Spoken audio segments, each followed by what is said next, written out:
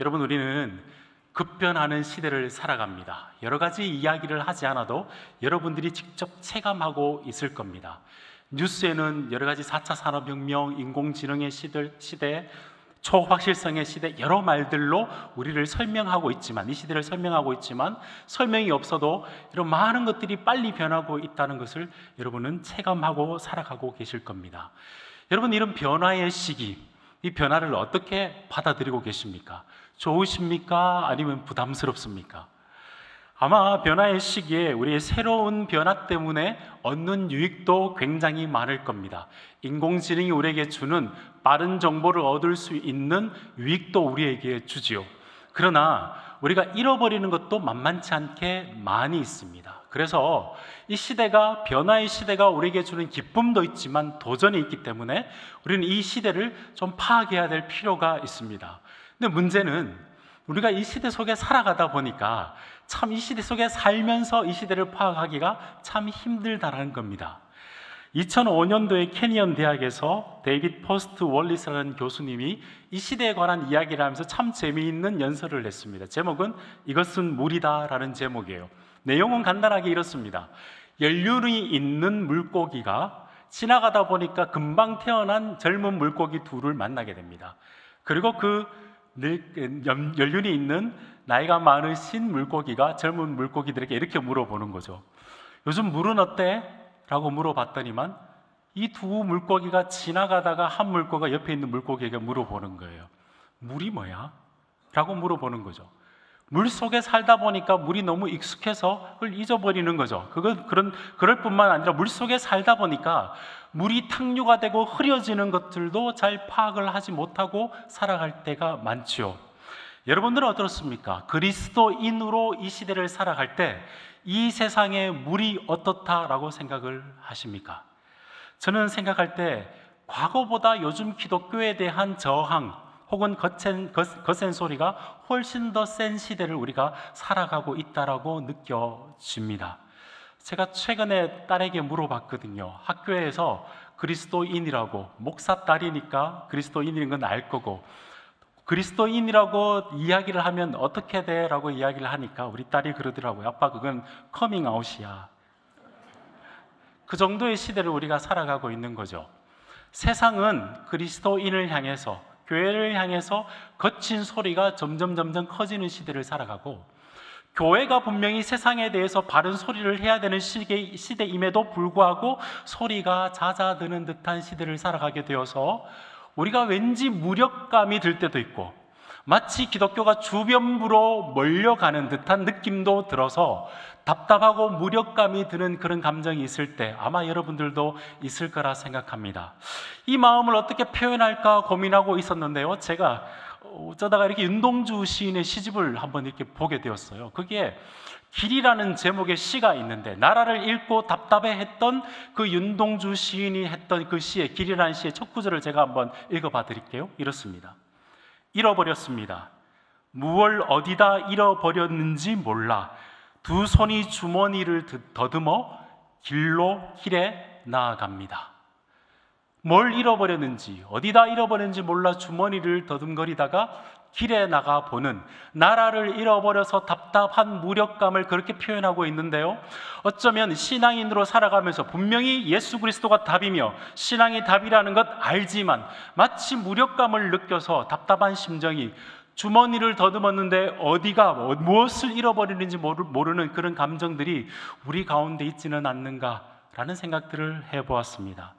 여러분, 급변하는 세상에서 만약에 여러분이 내 신앙에 무력감과 답답함을 느낀다면 도대체 우리는 무엇을 잃어버렸을까? 그리고 어디에서 잃어버렸을까? 우리는 질문을 해볼 필요가 있는 거죠. 문제는 우리가 이 시대를 살아가다 보니까, 물속에, 이 세상의 속에서 살아가다 보니까 우리가 우리 스스로를 정확하게 진단하기는 어려운 부분들이 있습니다.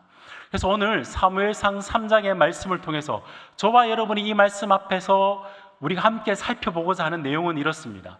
하나님께서 이 시대뿐만 아니라 모든 시대를 진단하시는, 평가하시는 하나님의 판단 기준은 뭘까? 하나님의 평가 기준은 뭘까라는 그 기준을 선명하게 아는 게 첫 번째고요. 두 번째는 하나님의 판단 기준이 그렇다면 우리는 어떻게 반응하며 살아가야 될까라는 게 두 번째이고, 그리고 우리가 제대로 합당하게 반응한다면 어떤 식의 삶의 회복이 있어야 될까, 무엇을 회복해야 될까라는 것들을 파악해서 이 말씀대로 반응하시는 여러분이 되시기를 우리 주님의 이름으로 축복드립니다. 먼저 이 시대를 판단하는 하나님의 변치 않는 기준에 대해서 한번 생각을 해보겠습니다. 오늘 사무엘상 3장은 여러분들이 잘 아는 내용이지만 엘리 제사장의 시대가 지나가고 사무엘의 시대가 오는 삶의 시대의 변곡점, 변화의 대변화의 시기에 하나님께서 사무엘을 부르는 장면이 이 장면입니다. 근데 이 장면을 시작하면서 3장 1절의 말씀을 보면 제가 여러분 대신해서 읽어봐 드리겠습니다. 아이 사무엘이 엘리 앞에서 여호와를 섬길 때에 성경이 이렇게 평가하고 있습니다. 하나님의 말씀이 희귀하여 이상이 흔히 보이지 않았더라. 여기서 희귀하다는 단어는 약하르라는 단어인데요, 이게 어떤 뜻이냐면 상업 용어입니다. 비싸다라는 뜻이에요. 사람들이 사기에 비싼, 사람들의 구매에 맞게끔 사다가 보니까 이 말씀이 드문, 사기에 굉장히 힘든 시대가 되었다라고 평가하고 있는 것이고요, 말씀의 상업화 시대를 이야기하는 것 같아요. 그런가 하면 본문 말씀 보시면 이상이, 하나님의 비전이 흔히 보이지 않았더라. 이게 니프라츠라는 단어인데 이게 무슨 뜻이냐면 원래 펼쳐져야 되는데, 돌파해야 되는데 돌파하지 않으니까 마치 이런 겁니다. 세상 속에 말씀이 갇혀져서 정치도 뚫지 못하고 경제도 뚫지 못하고 내 마음도 뚫지 못해서 흔히 보이지 않는 말씀, 하나님이 이렇게 평가하고 계신다는 것이죠. 그 시대를 그렇게 평가했던 하나님께서 가만히 생각해 보시면 엘리의 시대가 지나고 사무엘의 시대가 지날 때 결국 하나님께서 보시는 판단 기준이 뭘까요? 말씀입니다. 세상 사람들이 어떻게 판단하느냐, 말씀을 대하느냐가 아니고 엘리와 사무엘, 믿는 사람들이 말씀을 어떻게 대하느냐가 하나님의 판단 기준이었습니다. 그걸 조금 더 사람들의 모습을 통해, 특별히 엘리와 사무엘을 통해서 이렇게 대조적으로 보여주고 있는데요, 2절 3절 말씀입니다. 제가 한번 읽어봐 드릴게요. 엘리의 눈이 점점 어두워가서 잘 보지 못하는 그때에 그가 자기 초소에 누웠고, 물리적으로 이야기한다면 지금 노안이 온 것이겠죠. 그런데 문학적인 표현으로 우리가 사람의 눈이 흐려졌다라고 하는 것은 분별력이, 안목이, 영적 안목이 흐려진 것도 이렇게 표현할 수가 있겠죠. 엘리는 자기 처소에 누워 있습니다. 그런데 3절 말씀을 보시면 하나님의 등불은 아직 꺼지지 아니하였으며, 보시면 사무엘은 하나님의 궤 있는 여호와의 전 안에 누웠더니라고 설명하고 있습니다. 하나님의 등불이 꺼지지 아니하였으며, 여러분 잘 아시다시피 성경에서 하나님은 꺼져가는 등불, 심지도 끄기를 싫어하시는, 안타까워하시는 분이시기 때문에 이 물리적인 그냥 등불이 아니라 하나님의 마음을 잘 상징적으로 보여주고 있는 거죠. 하나님의 말씀, 하나님의 임재, 하나님의 동행이 있는 법궤 안에, 법궤가 있는 성전 안에서 하나님의 등불이 꺼지기를 안타까워하셔서 하나님께서 지금 사무엘을 보고 있는 장면을 우리에게 소개하고 있는 겁니다. 성경은 두 명을 대조하고 있죠. 한 명은 제사장인데 자기 처소에 누워있고 영적인 안목이 사라져가고 있고, 하나님의 마음은 다시 등불을 붙일 사람을, 힘있게 비출 사람을 찾고 계시는데 사무엘은 성전에 있는 그 모습을 우리에게 대조적으로 보여주시고 난 다음에 4절 말씀을 보면 사무엘을 부르시는지라, 새로운 시대를 열어가는 모습을 우리에게 보여주고 계시는 거죠. 하나님이 시대를 판단하는 기준은 말씀입니다. 또한 하나님께서 새로운 시대를 이끌어 가시기 위해서 부르시는 사람을 부르시는 방법도 하나님의 말씀인 줄로 믿습니다. 평가도 말씀, 새로운 힘도 말씀으로 하나님께서 주신다는 사실을 기억하셨으면 좋겠습니다. 그러면 그때뿐만이 아니라 하나님은 올해 혹은 지금 우리는 하나님이 이 시대를 어떤 식으로 판단하고 평가하고 계실까요? 말씀이 희귀하여 이 말씀으로 세계를 돌파하지 못하는 시대다라고 하나님께서 이 시대를 판단하실까? 아니면 성경에 나오는 초대교회처럼 말씀이 흥황한 시대라고 하나님께서 판단하실 것 같습니까? 불리하면 대답하지 않으시기로. 저는 전자인 것 같아요. 우리는 체감적으로 압니다. 왜냐하면 아침에 일어나서 말씀보다는 핸드폰 여러 가지 뉴스들을 들을 때 전 세계적으로 실시간 일어나는 모든 이야기들이 우리의 삶 속에 돌파해서 들어옵니다. 오늘은 어떻게 살아가야 될 것인가? 뉴스가 우리의 삶에 돌파하며 들어온다는 거죠. 유튜브를 클릭 한번 하고 SNS 한번 클릭하게 되면 그때부터 내가 선택해서 들었지만 알고리즘 때문에 내가 원하는 뉴스만 계속 들려오시는 거 아시죠? 내가 자유롭게 내가 선택했다고 선택을 하지만 내가 원래 듣고 싶었던 이야기만 자꾸 들어서 정말 들어야 될 이야기를 듣지 못하고 나한테 구미에 맞는 이야기만 계속 들려주는 우리의 삶을 뉴스가 돌파하는 시대가 되었고요. 반대로 한번 생각해 봅시다. 하나님의 말씀은 여러분에게 어떻게 지금 이 시대는 어떤 것 같습니까? 좀 죄송하지만 안타까운 마음으로 이렇게 좀 평가하고 싶어요. 하나님의 말씀이 많아졌습니다. 온라인으로 다 들어요.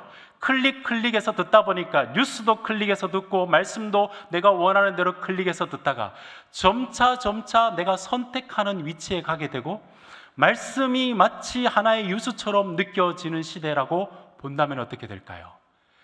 뉴스는 마치 계시처럼 우리의 삶을 돌파하고 하나님의 말씀인 계시는 무게가 약해져서 하나의 뉴스처럼 느껴지는 시대라고 주님께서 말씀하신다면 우리는 하나님 그렇지 않습니다라고 당당하게 이야기할 수 있을까?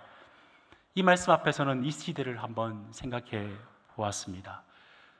우리가 정말 이 시대 가운데 불안하고 답답한 이유는 이 시대의 분위기와 흐름에 완전히 내가 적응하지 못해서가 아니라 어떤 면에서는 이 시대를 돌파하고 내 삶을 돌파하는 그 말씀이 우리에게 없기 때문에 그래서 어쩌면 답답하고 불안하게 느껴질지도 모르겠다. 이 말씀 앞에서 저는 그렇게 생각해 보았습니다. 하나님의 말씀의 기준은 하나님이 이 시대를 향한 하나님의 평가는 끊임없이 말씀으로 평가하는 줄로 믿습니다. 아모스 8장 11절 말씀 우리 함께 한번 읽어봐 볼까요? 그때뿐만이 아니라 아모스 시대뿐만 아니라 지금도 마찬가지일 것 같아요. 한번 함께 읽어보도록 하겠습니다. 시작. 주 여호와의 말씀이다. 보라 날이 이를지라 내가 기근을 땅에 보내리니 양식이 없어 추림이 아니며 물이 없어 가람이 아니요 여호와의 말씀을 듣지 못한 기랍니다.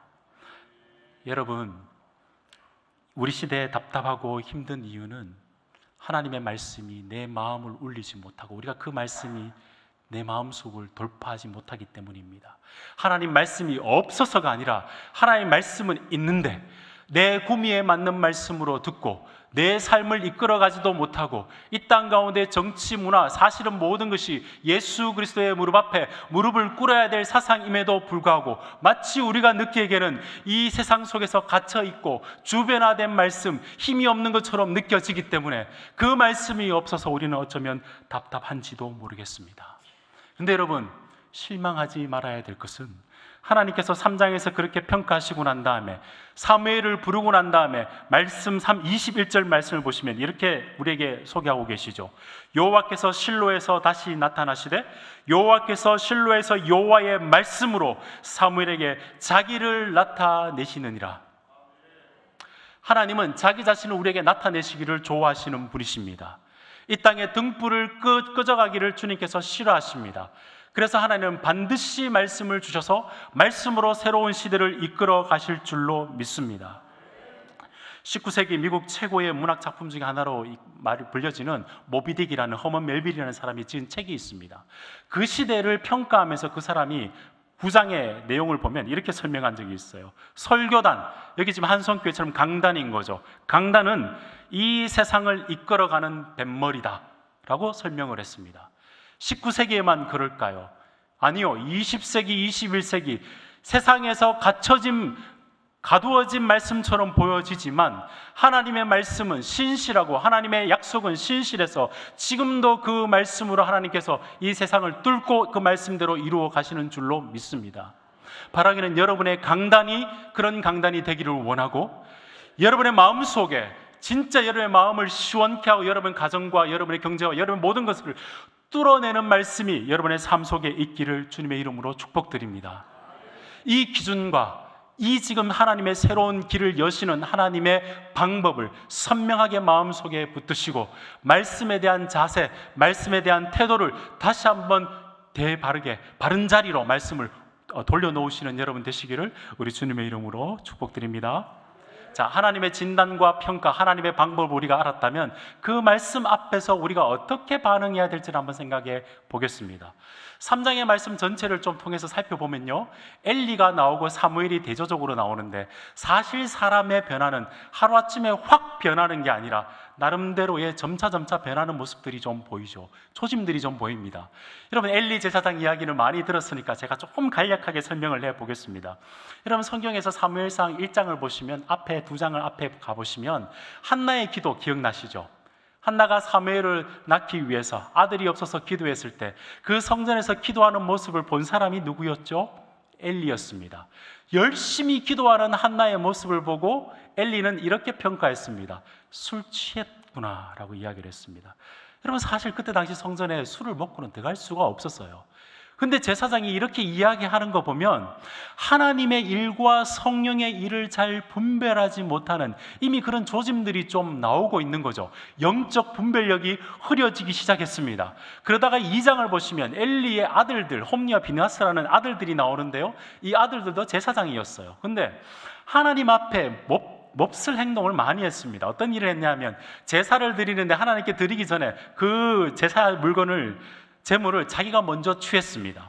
하나님을 섬기지만 만몬을 더 섬기는, 하나님을, 종교를 어떤 면에서는 상품화했던 그런 모습들을 보여주게 되죠.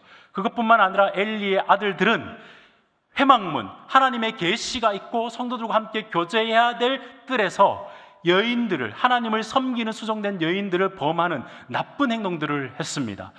굉장히 민족 앞에서 이스라엘 백성들에게 위험한 행동이었습니다. 왜냐하면 당시의 가나안 족속들, 다른 종교를 믿는 사람들이 봤을 때 그들은 사실은 자기가 믿는 신 앞에서는 매춘 행위들이 있었거든요.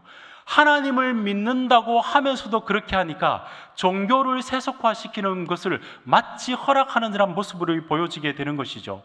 굉장히 위험한 행동이었습니다. 종교를 세속화하는 거죠. 아들들이 그렇게 했다면 엘리가 어떻게 하는 게 마땅할까요? 다리 몽둥이를 혼을 냈습니다만 거기까지였습니다. 그냥 꾸중을 하고 난 다음에 거기에 대해서 더 이상 이야기하지 않아요. 여러분, 엘리의 근본적인 문제가 뭘까요? 하나님을 믿는 것, 하나님을 아는 것과 하나님을 섬기는 것이 분리되어 있죠. 말씀과 믿음과 행함이 분리되어 있고 진리와 윤리가 분리된 영적 분열증 가운데 살아갔습니다. 하나님께서 가만히 두실 리가 없죠. 사람을 보내어서 심판의 메시지를 보내었습니다. 그런데 그 메시지에서 한마디도 반응하는 것이 성경에 나와 있지 않습니다. 그러다가 하나님께서 사무엘을 불러가지고 하나님께서 사무엘을 통해서 엘리에게 전한 말씀이 나오는데 그게 3장 18장에 나오는데요. 3장 18절에 나오는데 그 말씀을 듣고 엘리의 반응이 어떤지를 한번 살펴볼게요. 18절입니다. 제가 한번 여러분 대신해서 읽어봐 드리겠습니다. 사무엘이 그것을 그에게 자세히 말하고 조금도 숨기지 아니하니 그가 이르되, 엘리가 이릅니다. 이는 여호와이시니 선하신 대로 하실 것이니라 하니라.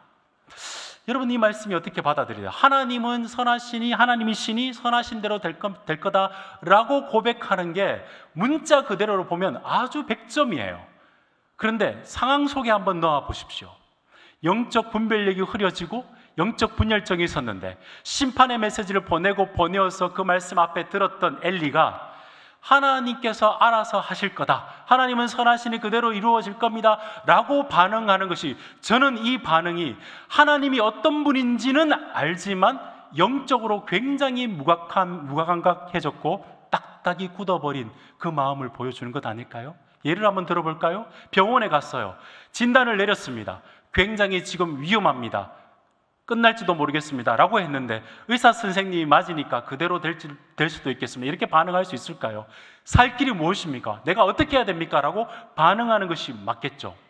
지금 엘리는 계속해서 영적 하강 곡선을 그리고 있는 모습을 앞에서부터 계속 보여주고 있는 거죠. 저는 엘리가 처음부터 그렇게 되었다고 생각하지 않습니다. 왜냐하면 하나님께서 사무엘을 불렀을 때 사무엘이 하나님이 부른지 모르고 자꾸 엘리를 찾아가니까 엘리가 이렇게 이야기해요.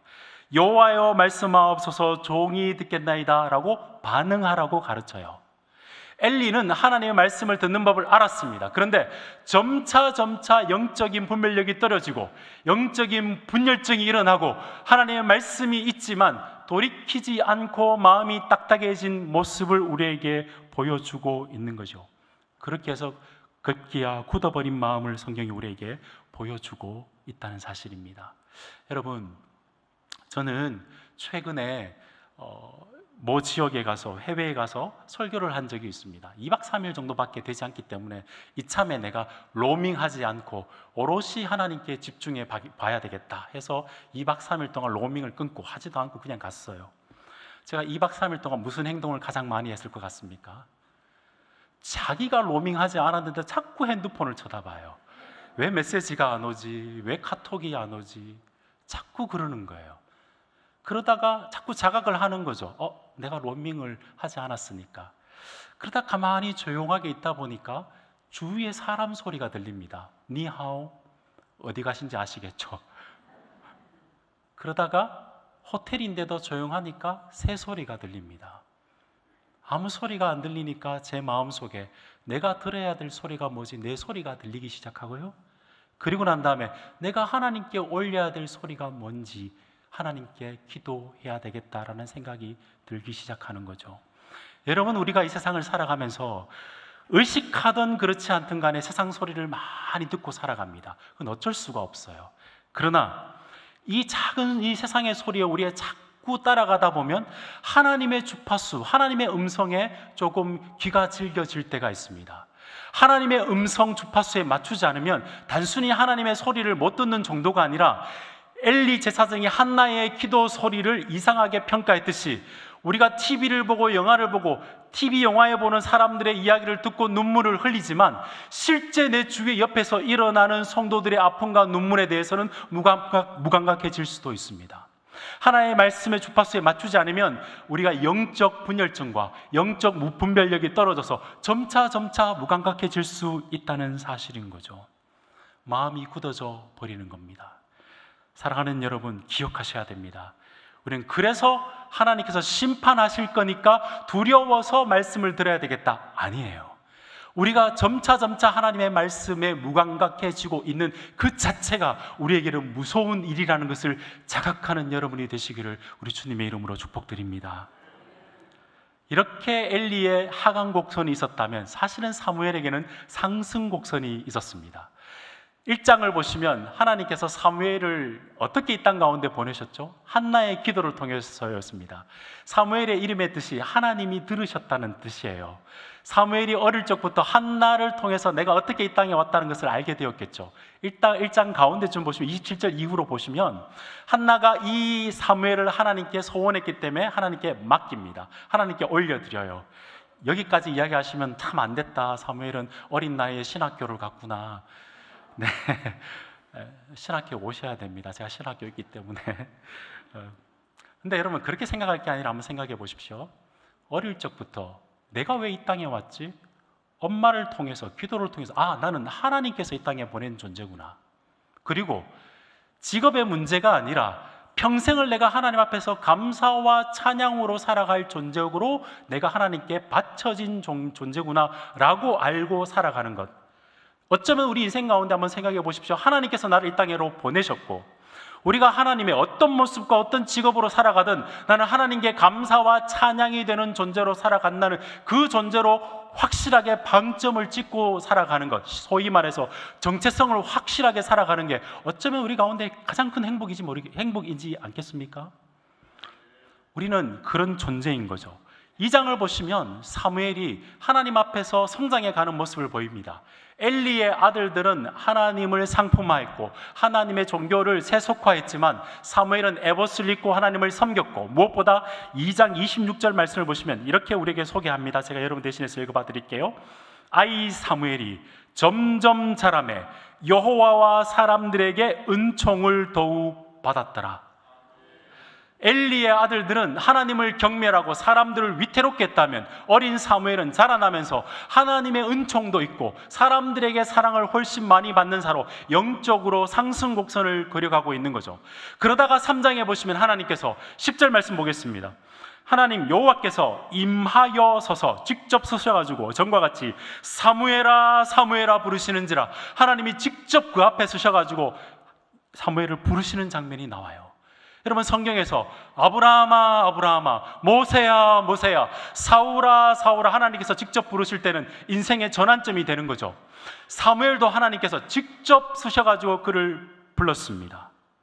그리고 난 다음에 사무엘에게 말씀 주시고 사무엘을 통해서 새로운 시대 말씀의 시대를 이끌어 가도록 하셨다는 거죠.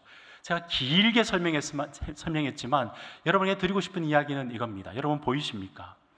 하나님께서 낮추시고 하나님께서 높이시는 사람이 있습니다. 그 기준은 하나님과 하나님 말씀 앞에서 어떻게 반응하느냐에 따라서 상승곡선을 그리느냐 하강곡선을 그리느냐에 따라서 하나님은 그 말씀으로 바라보셨고 그 말씀으로 그의 삶들을 평가하셨습니다. 그리고 난 다음에 여러분 보이십니까? 사실 사무엘은 엘리 앞에서 말씀을 들었던 자입니다. 근데 이제는 사무엘 앞에서 엘리가 말씀을 듣고 있죠. 사람도 바뀌었고 삶도 바뀌었고 시대도 바뀌었고 기준은 뭡니까?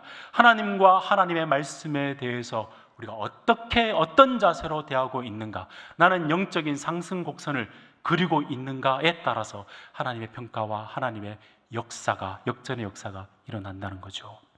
사랑하는 여러분, 말씀을 더 진행하기 전에 여러분이 간단하게 적용의 말씀을 한번 드리고 싶습니다. 이 말씀 앞에서 힘들고 부담스러울 줄 모르겠지만 정확하게 내 삶의 자리, 내가 말씀과 하나님을 대하는 태도가 어떤지를 한번 확인해 보셨으면 좋겠습니다. 처음 말씀을 들을 때는 마음의 무릎을 꿇고 하나님 어떤 말씀만 하시면 내가 아멘 하겠습니다 라고 들었는데 시간이 지나면서 말씀 옆에 서는 거예요. 그래서 이 말씀은 나에게 좋고 이 말씀은 별로고 그때부터 평가하기 시작했고, 조금 지나서 요즘 시대는 이 말씀이 내 시대는 내 삶에는 도움이 되고 지금은 그렇지 않고 라고 평가하고 있다면 어쩌면 우리가 말씀 위에 서서 우리의 영적인 하강곡선을 그리고 있는지도 모르겠습니다. 그렇다면 여러분 돌이키셔야 됩니다. 주님의 마음을 들을 수 있는 순한 마음과 질겨진 이 길을 순한 길로 만들어 주셔서 하나님의 말씀이 내 심령에 울림도 주시고 내 삶을 뚫어내고 내 삶의 어려움도 뚫어낼 수 있는 말씀을 듣게 하여 주옵소서. 이게 우리의 기도가 되어야 될 줄로 믿습니다. 늦지 않았습니다, 여러분. 왜? 하나님은 등불을 꺼져가기를 싫어하시는 분이시기 때문에 그 말씀에 반응하는 여러분 되시기를 우리 주님의 이름으로 축복드립니다. 이렇게 말씀을 주시고 우리를 반응을 진단하고 난 다음에 주님께서 구체적으로 우리에게 좀 말씀을 주시는데요, 적용의 말씀을 3가지만 좀 드리려고 합니다. 그러면 우리가 어떻게 영적인 상승 곡선을 그려 나갈 것인가? 제가 주보를 보니까요, 양육 훈련도 있고 제자 훈련도 있고 하반기 때 이제 여름에 사역을 마치고 8월 달부터는 여러 가지 교육의 장들이 열리는 것 같아요. 여러분, 말씀의 알람 시계를 켜시는 여러분 되시길 바랍니다.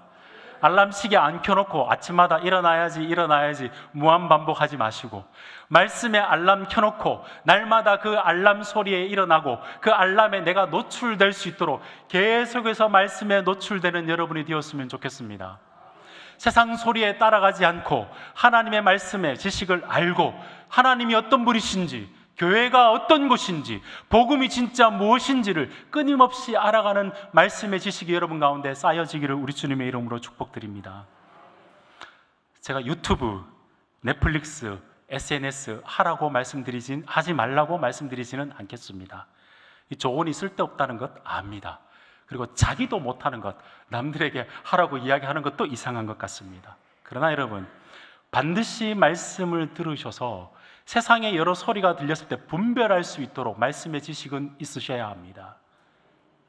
우리에게는 영원한 하나님의 악보가 있어요. 세상 소리가 들려오지만 우리는 영원히 불러야 될 악보가 있고, 이 말씀을 드릴 때 영원히 변치 않는 절대음이 있습니다.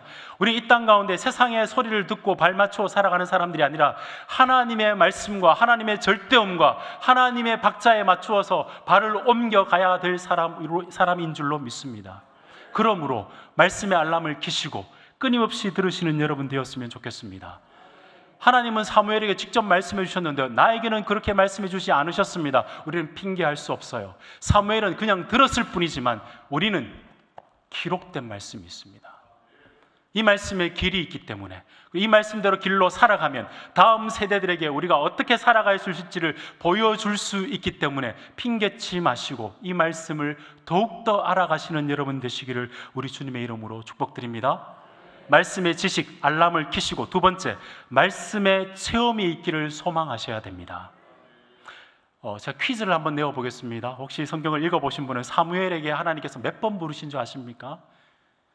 네, 또 불리하면 대답하지 않으시기로 4번을 불렀습니다. 한 번 불렀는데 엘리를 찾아갔어요. 2번 불렀는데 엘리를 찾아갔습니다.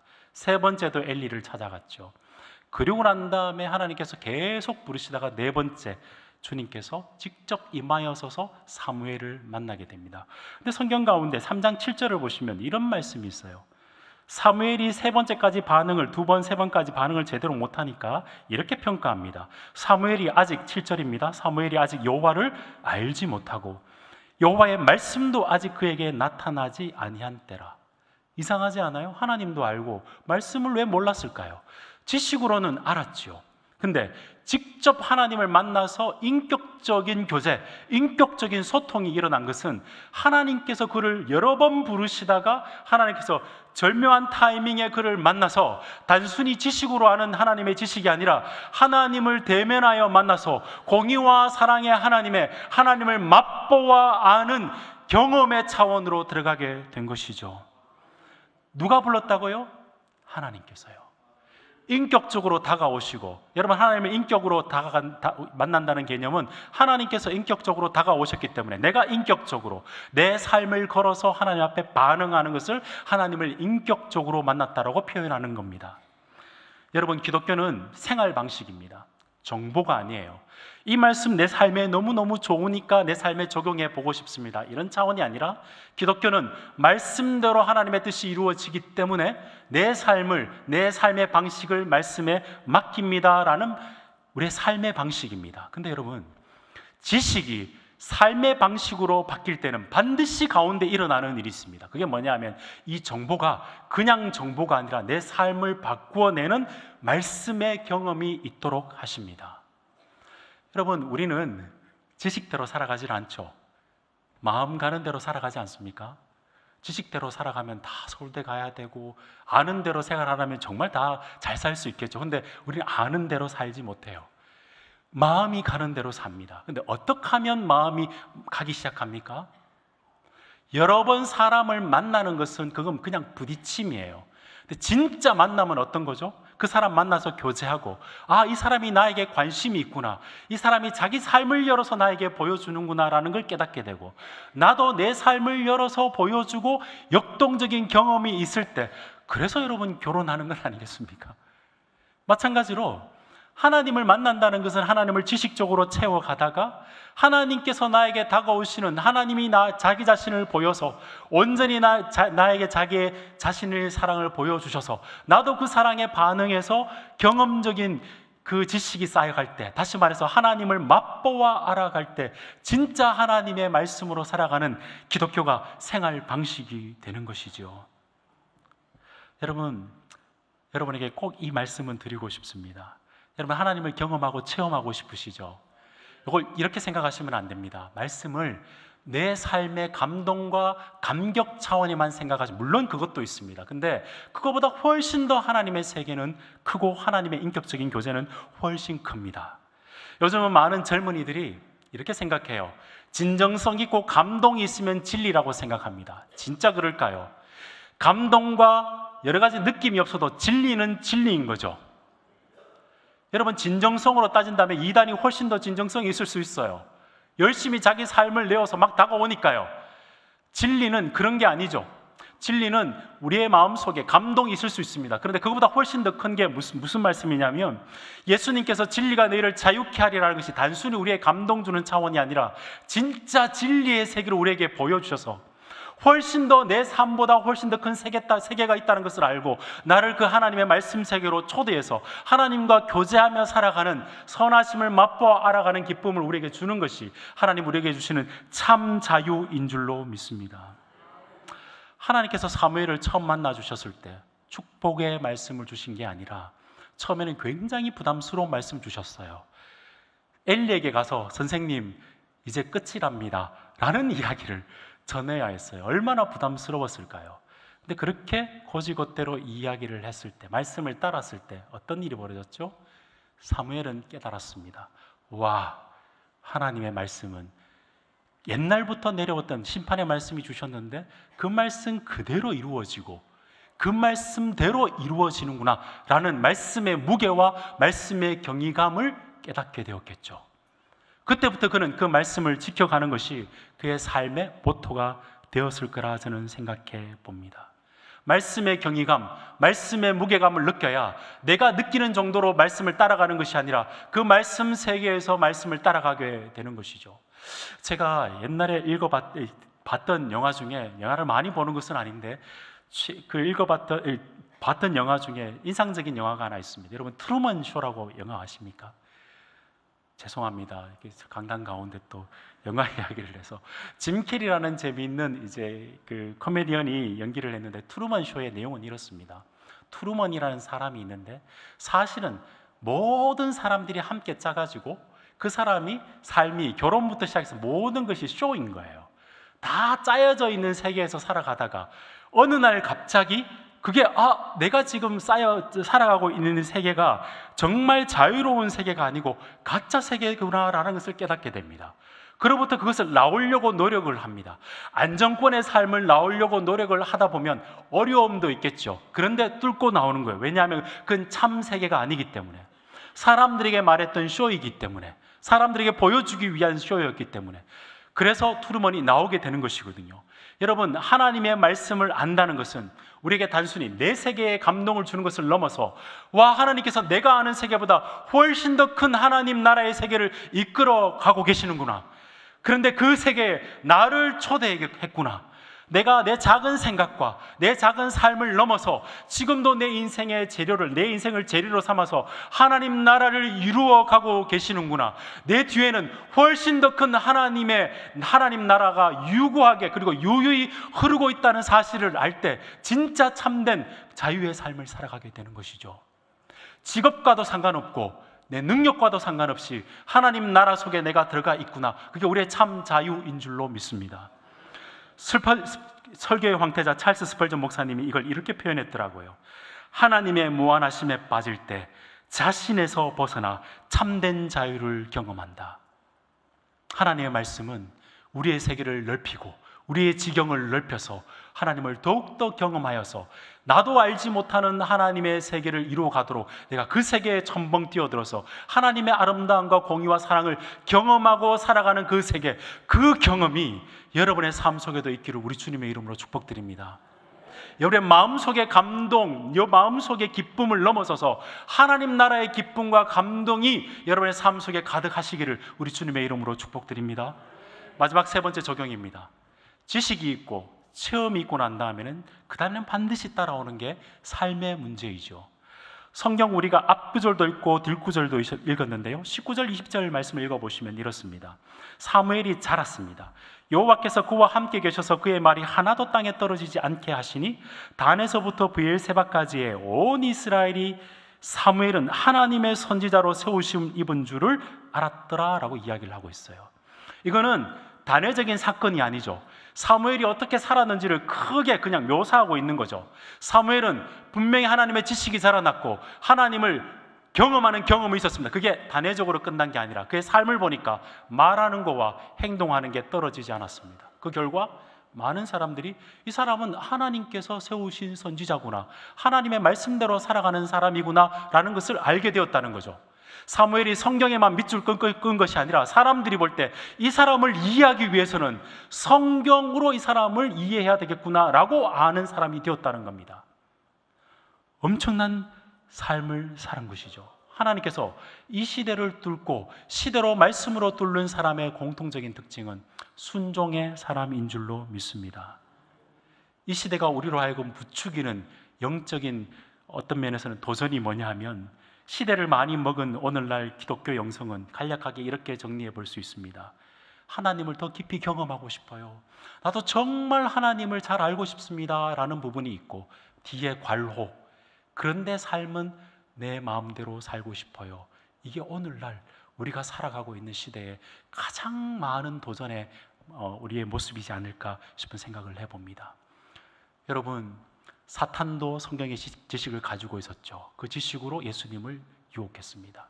지식만으로 안 된다는 이야기죠. 고백이 있었고 베드로는 많은 이적을 봤습니다. 그런데 사탄이 그냥 베드로를 물가부르듯이 그냥 뒀습니다. 왜냐하면 말씀을 순종하지 않을 때, 말씀의 무게감과 경이감을 가지고 살아내지 않을 때 그것이 힘이 없다는 걸 너무너무 잘 알았기 때문인 거죠. 사랑하는 여러분, 여러분의 삶 속에는 연마에서 갈고 닦아서 빛이 나는 말씀이 여러분의 삶에 있기를 우리 주님의 이름으로 축복드립니다. 제가 코로나 때 여러분에게 말씀 전하러 한번 왔었거든요. 2번 말씀 전하려고 왔는데, 한 번 코로나 전에 설교를 하고 코로나가 와서 그 다음에 못 왔어요. 가끔 오는 목사가 와가지고 왜 이렇게 도전적인 센 이야기를 드리냐, 여러분을 위한 것도 있지만 저를 위한 것이겠죠. 시대 앞에서 하나님 말씀대로 살고 싶은데 그렇게 못하는 우리들의 모습을 볼 때가 많고, 목사야 그렇게 설교하는 너는 잘 사느냐 물어본다면 저도 이 말씀으로 답답하고 살지 못할 때가 참 많습니다. 쓰러지고 넘어질 때가 많죠. 그러나 여러분, 이게 실패일까요? 저는 그렇지 않다 생각합니다.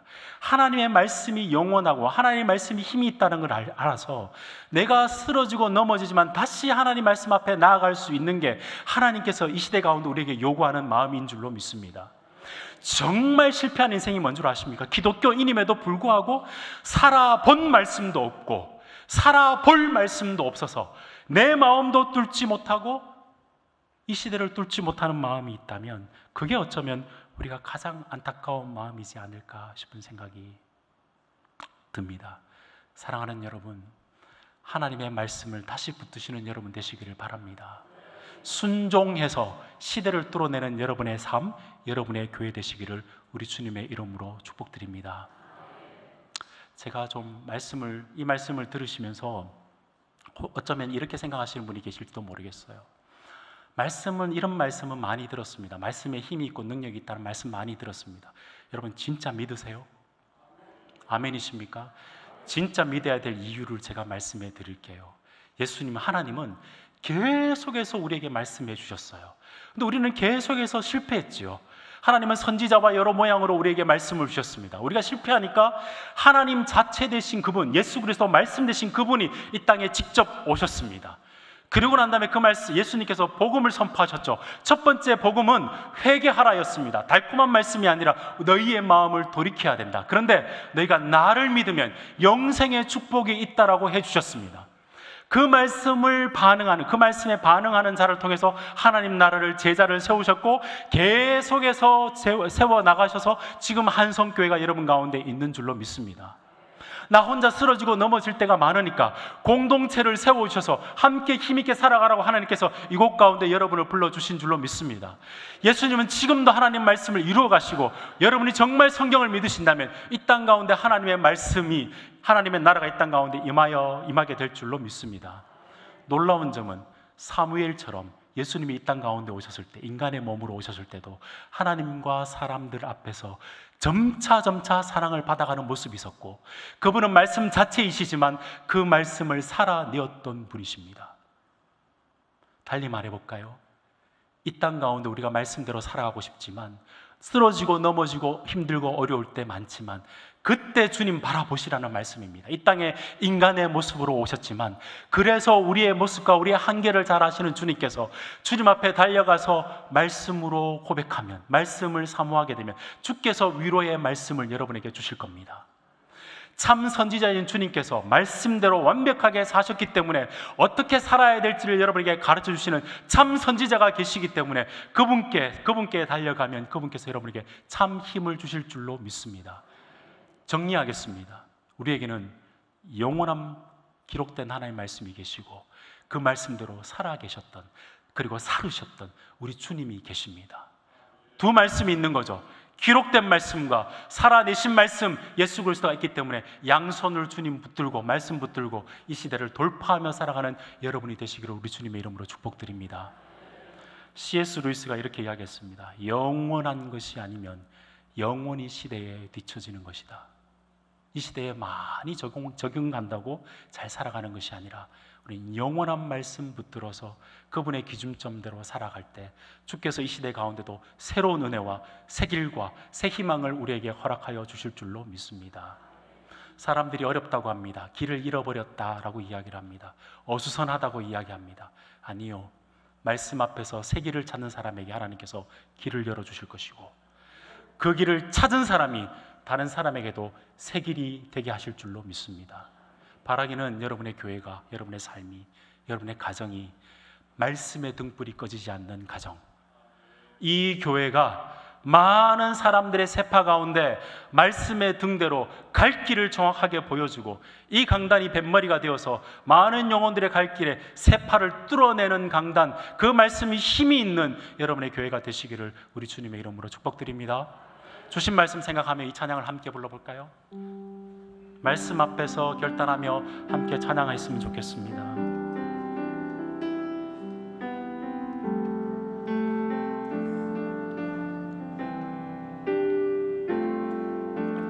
말씀 앞에서 경외함으로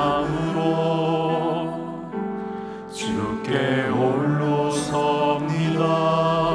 생명의 말씀 읽고 순종해. 생명의 말씀 읽고 순종해. 주를 예배합니다. 주를 예배합니다.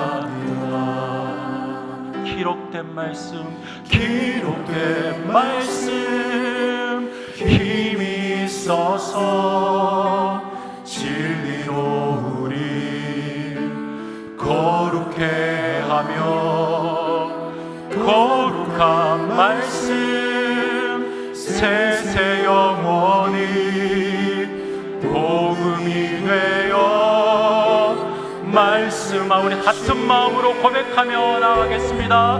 하나님 말씀에 두려워 떠는 자, 그 말씀에 생명을 거는 자, 한 사람 찾으시는 주님의 약속을 믿어. 하나님 말씀에 운명을 거는 자, 순종하며 주 따르는 자, 주 따라가는 자, 영원한 하나님 나라 이뤄갈 주의 교회여 일어나십시오. 일어나라. 사랑하는 여러분, 이 시간 짧은 시간이지만 한 30초 1분 동안만 간절하게 한 가지의 기도의 제목을 가지고 기도했으면 좋겠습니다. 하나님, 나에게 울림이 있는 말씀 주십시오.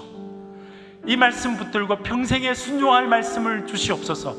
우리 가정의 어려움을 뚫을 말씀 주시고 시대의 사회와 경제와 정치를 뚫을 말씀을 이 시대 가운데 허락하여 주시옵소서. 내가 그 말씀 붙들고 순종하며 달려가겠습니다. 주여 말씀하여 주시옵소서. 함께 주여 외치고 주 앞에 나가며 기도했으면 좋겠습니다. 기도하겠습니다. 주여, 아버지 하나님, 이 시대에 말씀이 필요합니다. 언제나 하나님의 판단 기준은 말씀이었고 말씀으로 새롭게 하심을 믿습니다. 하나님, 이 말씀을 우리에게 허락하시고 내 가정을 회복시키시며 우리 교회를 새로운 길을 만들어가는 그 말씀을 저희에게 허락하여 주시옵소서. 이 교회가 등불되는 교회가 되게 하시고 이 교회가 등대되는 교회가 되게 하여 주시옵소서. 그 말씀이 필요합니다. 사모하는 자에게 그 말씀을 주시고 다시 한번 힘을 얻어 세상 가운데서도 하나님이 세계를 뚫고 가는 말씀을 허락하여 주시옵소서. 영원한 하나님 나라 이루어갈 주의 교회여 일어나라. 하나님 아버지, 우리는 변화무쌍한 삶을 살아가고 있습니다. 시대가 너무 급격하게 변합니다. 하나님, 그래서 이 시대 가운데 잘 적응하기 원하는 마음이 있지만 행여 우리 마음이 영원한 하나님의 진리의 말씀과 영원한 주인 되신 우리 구주 예수 그리스도를 느슨하게 잡았던 마음이 있다면 주여, 우리 마음을 다시 회복시켜 주시옵소서. 주의 음성의 주파수가 맞추어지며 그의 주의 음성의 주파수가 맞아짐으로 인해서 살아가는 성도들의 눈물도 볼 수 있고, 말씀으로 이 시대를 분별하며 말씀으로 이 시대를 이끌어가며 말씀으로 이 시대를 돌파할 수 있는 그 말씀을 우리의 가정과 내 심령에 새겨 주시옵소서. 이 교회가 그 말씀을 힘있게 선포함으로 이 시대를 뚫어내는 하나님께서 기뻐하시는 등대 같은 교회 되게 하여 주시옵소서. 이제는 우리 주 예수 그리스도의 은혜와 하나님 아버지의 다음없는 사랑과 성령님의 감동, 감화, 위로, 충만, 교통하심이 영원한 하나님의 성경 말씀을 붙들고 또한 영원한 말씀 되신 우리 구주 예수 그리스도를 붙들고 이 시대를 말씀으로 헤치며 승리하며 살아가기를 다짐하는 이 자리에 나와 예배한 모든 성도들의 머리 위에와 그 가정과 특별히 한성교회 위에 지금부터 영원까지 함께 있을지어다. 아멘.